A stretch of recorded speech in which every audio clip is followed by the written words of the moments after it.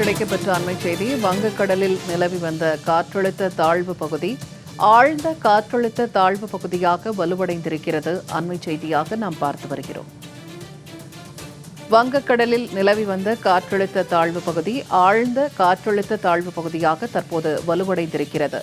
நாளை காற்றழுத்த தாழ்வு மண்டலமாக வலுப்பெறும் என இந்திய வானிலை ஆய்வு மையம் தகவல் வெளியிட்டுள்ளது.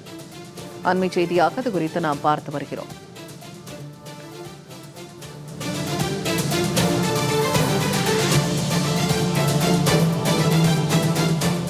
வங்கக்கடலில் நிலவி வந்த காற்றழுத்த தாழ்வு பகுதி ஆழ்ந்த காற்றழுத்த தாழ்வு பகுதியாக வலுவடைந்திருக்கிறது. நாளை அது ஆழ்ந்த காற்றழுத்த தாழ்வு மண்டலமாக வலுப்பெறும் என இந்திய வானிலை ஆய்வு மையம் தகவல் வெளியிட்டுள்ளது.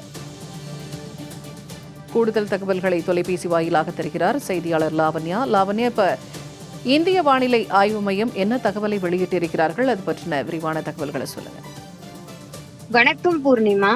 தென்கிழக்கு வங்கக்கடல் பகுதிகளில் குறைந்த காற்றழுத்த தாழ்வு பகுதி உருவாகக்கூடும் என்றும் இது மேற்கு வடமேற்கு திசையில் நகர்ந்து அதற்கடுத்த 2 தினங்களில் தெற்கு வங்கக்கடல் பகுதிகளில் காற்றழுத்த தாழ்வு மண்டலமாக வலுப்பெறக்கூடும் எனவும் ஏற்கனவே இந்திய வானிலை ஆய்வு மையம் ஒரு முக்கியமான ஒரு தகவலை வெளியிட்டிருந்தது.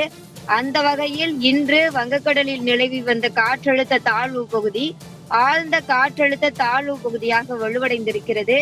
நாளை காற்றழுத்த தாழ்வு மண்டலமாக வலுப்பெறும் எனவும் தெரிவிக்கப்பட்டிருக்கிறது. இது மேற்கு வடமேற்கு திசையில் நகர்ந்து அதற்கடுத்த 2 தினங்கள், அதாவது வரும் 25ஆம் தேதி தமிழ்நாட்டில் கனமழைக்கு வாய்ப்பு இருப்பதாகவும் வரும் 26ஆம் தேதி முதல் 29ஆம் தேதி வரை தமிழ்நாட்டில் கனம் முதல் மிக கனமழைக்கான ஆரஞ்சு நிற எச்சரிக்கையும் விடுக்கப்பட்டிருக்கிறது என்பது ஒரு குறிப்பிடத்தக்கது.